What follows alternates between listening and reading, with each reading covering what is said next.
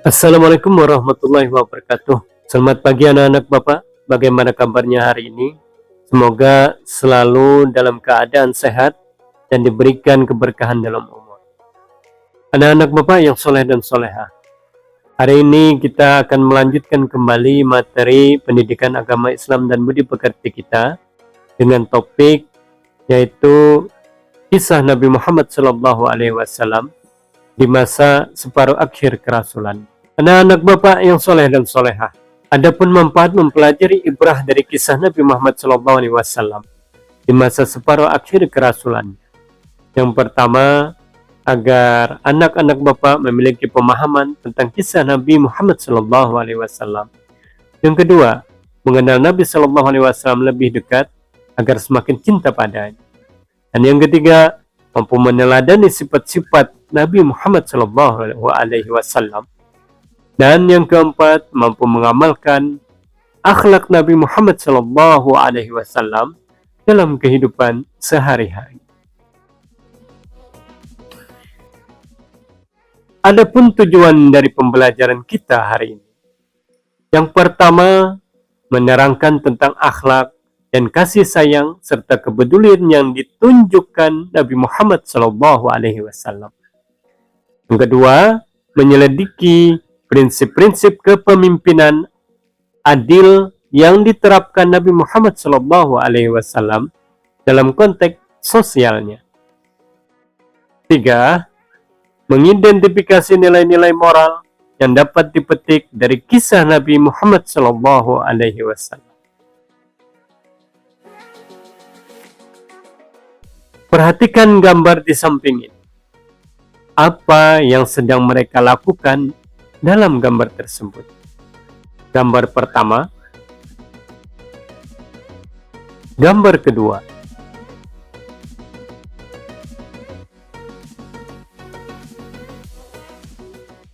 Baiklah anak-anakku yang soleh dan soleh, kita masuk pada kegiatan 1.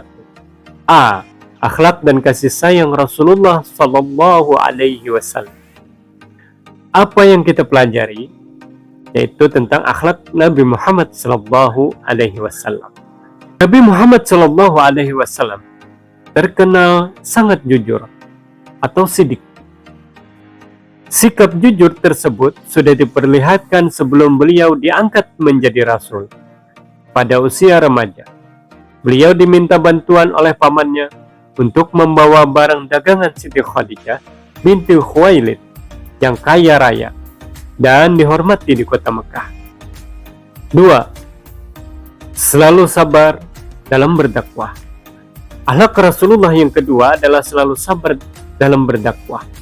Rasulullah Shallallahu Alaihi Wasallam menunjukkan ketabahan dan kesabaran saat berdakwah di Mekah, di mana beliau dan para pengikutnya menghadapi kerasnya perlawanan dari orang-orang Quraisy.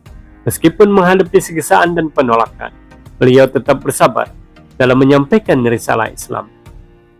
Ketika berdakwah di Madinah, Rasulullah SAW menghadapi berbagai tantangan, termasuk pembentukan masyarakat yang beragam. Beliau bersabar dalam memberikan petunjuk dan mengajarkan prinsip-prinsip Islam kepada masyarakat yang baru mengenal agama Islam. Beliau juga bersabar ditinggal keluarganya, paman, istri, dan bahkan anak-anak tercintanya. 2. Kasih sayang Rasulullah SAW. Pertama, kasih sayang kepada anak-anak yatim.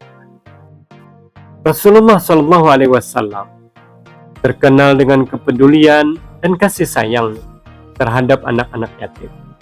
Beliau secara pribadi mendekati, merangkul, dan memberikan perhatian khusus kepada mereka, mengajarkan pentingnya perlakuan baik terhadap orang-orang. 2. Kasih sayang terhadap keluarga dan anak. Rasulullah SAW menunjukkan kasih sayang yang mendalam terhadap keluarganya, termasuk istri-istri dan anak-anak.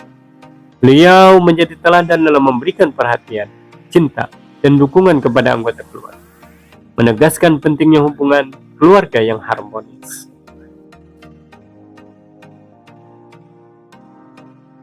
Ketiga, kasih sayang dalam menangani konflik pemuka Quraisy. Pada masa usia 35 tahun, Rasulullah Shallallahu Alaihi Wasallam bersama dengan orang Quraisy diminta memperbaiki Ka'bah. Pemimpin orang Quraisy berselisih tentang siapa yang mendapatkan kehormatan meletakkan Hajar Aswad ke tempatnya. Lalu mereka memutuskan bahwa Rasulullah lah yang meletakkan. Itulah karena Rasulullah dikenal dengan Al-Amin, yang artinya orang yang dapat dipercaya. Ketika itu, Rasulullah Shallallahu Alaihi Wasallam mengambil sebuah selendang. Maka keempat pemuka Quraisy yang pada saat itu berselisih atas siapa yang berhak meletakkan Hajar Aswad dipersilakan oleh Rasulullah untuk memegang 4 sisi dari selendang masing-masing. Kemudian Rasulullah Shallallahu Alaihi Wasallam meletakkan Hajar Aswad di selendang tersebut. Yang pemuka Quraisy mendekatkan Hajar Aswad bersama-sama ke Ka'bah, dan Rasulullah Shallallahu Alaihi Wasallam memberikan amanah untuk meletakkan pada tempat. Inilah merupakan bentuk kecerdasan dari Rasulullah Shallallahu Alaihi Wasallam, dan sayangnya Rasulullah agar tidak terjadi konflik ataupun perselisihan antara pemuka Quraisy. Kegiatan 2. B. Dalil Al-Quran. Mengapa kita mempelajari materi ini? Karena Al-Quran menggambarkan akhlak Rasulullah SAW yang mulia, sebagaimana firman Allah Subhanahu wa Ta'ala, A'udzu billahi minasyaitonir rajim. Bismillahirrahmanirrahim. Laqad kana lakum fi Rasulillahi uswatun hasanah liman kana yarjullaha wal yawmal akhir wa dzakarallaha katsira. Artinya, sesungguhnya terdapat dalam diri Rasul teladan yang baik bagi yang mengharapkan ridha Allah dan ganjaran di hari kemudian. Dan dia banyak menyebut Allah. Quran Surah Al-Ahzab, Surah ke-33, ayat 21. Dalil yang kedua. Bismillahirrahmanirrahim. Laqad ja'akum rasulun min anfusikum azizun 'alaihi ma 'anittum harisun 'alaikum bil mu'minina raufur rahim. Artinya, sungguh benar-benar telah datang kepada seorang rasul dari kaummu sendiri. Berat terasa olehnya penderitaan yang kamu alami, sangat menginginkan keimanan dan keselamatan bagimu, dan bersikap penyantun dan penyayang terhadap orang-orang mukmin. Quran Surah At-Taubah ayat 128. Kegiatan ketiga, C. Prinsip-prinsip kepemimpinan yang adil. Bagaimana Rasulullah SAW menunjukkan keadilan? Dalam hubungannya dengan keluarga terkait prinsip keadilan, Rasulullah SAW pernah bersabda dalam potongan hadis, Wa imullahi law anna Fatimata binti Muhammadin saraqat laqata'tu yadaha. Artinya, demi Allah yang memegang jiwa Muhammad di dalam tangannya, jika seandainya Fatimah binti Muhammad mencuri, pasti aku akan memotong tangannya. Hadis Bukhari nomor 6788 dan Muslim nomor 1688. Hadis di atas merupakan komitmen beliau untuk tidak pandang bulu dalam menegakkan keadilan, sekalipun terhadap anak keturunan beliau sendiri seperti Fatimah binti Muhammad SAW. Beliau bersumpah akan memotong tangan Fatimah jika terbukti melakukan pencurian demi tegaknya keadilan dalam masyarakat yang beliau pimpin. Contoh-contoh prinsip kepemimpinan yang adil dalam masyarakat ini diterapkan oleh Rasulullah SAW. Pertama, penyelesaian konflik masa jahiliyah.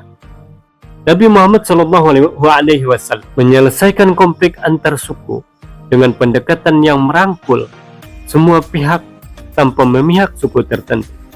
Kedua, peraturan inklusif di Madinah. Menetapkan peraturan yang merangkul semua suku di Madinah, menghapus diskriminasi, dan menjadikan keadilan sebagai prinsip utama. 3. Prinsip-prinsip hukum Islam.